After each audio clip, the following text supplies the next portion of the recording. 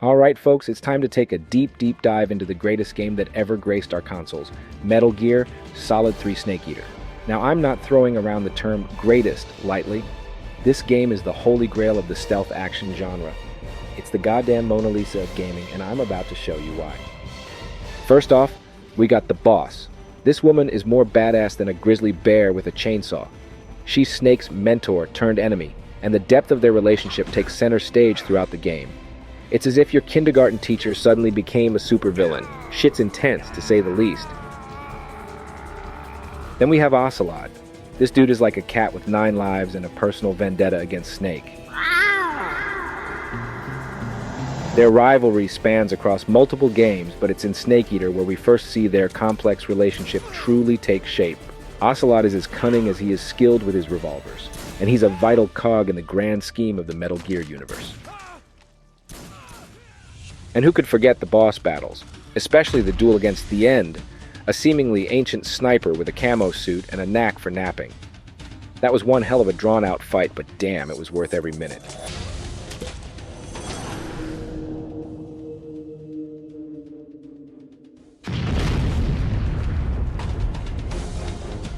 Let's not forget about Volgin. He's an embodiment of raw, unchecked power, a human conduit of electricity with an equally electrifying temper. Volgin is unpredictable, volatile, a whirlwind of chaos in a uniform. His unconventional relationship with Rykov provides an unexpected layer to his character. It's an unusual dynamic, nestled within the intricate narrative of the game, adding depth to an already complex villain. Volgin's presence keeps you alert, continuously bracing for the next jolt of unforeseen action. And let's dive into Eva, the seductive spy who threw us for a loop. With every scene, every line, she was a puzzle, a challenge to figure out. It felt like trying to predict the path of a butterfly in a hurricane. Her relationship with Snake was a cocktail of intrigue and uncertainty. She was his guide, his confidant, and yet there was always a shadow of doubt. Was she truly an ally, or was she using Snake for her own ends? Then there's her entanglement with Volgin, an element that added an even denser layer of fog to the mystery. She played the role of Tatiana, Volgin's lover, all the while working behind the scenes for her own goals. The intrigue is as thick as the jungle foliage around you, a true game of cat and mouse amidst the shadows of the Cold War. Snake Eater wasn't just a cool name, it was your survival guide in this game. Suddenly, you're not just a soldier, you're a full-blown wilderness survival expert. You're out there hunting for your next meal, eating everything from rats to, you guessed it, snakes. This wasn't just an espionage game, this was Kojima's Wilderness Survival 101.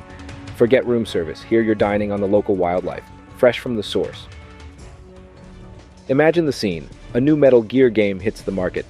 It's like New Year's Eve, the World Cup final, and a solar eclipse happening all at once.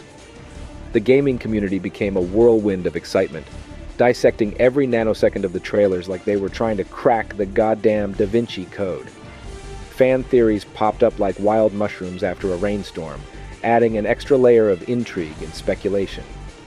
It was like Kojima had personally handed us an enigma wrapped in a riddle, and we were all too eager to unravel it. And who could possibly forget that latter?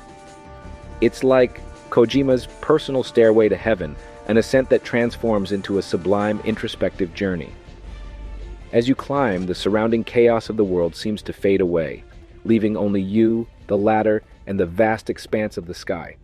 All the while, the soothing melody of Snake Eater swells in the background, enveloping you in a cloak of serene solitude. It's a unique spectacle, a meditative pause that feels like a fleeting glimpse of tranquility in the middle of a storm, a moment that transcends the usual pace of the game, etching itself indelibly into your gamer's heart.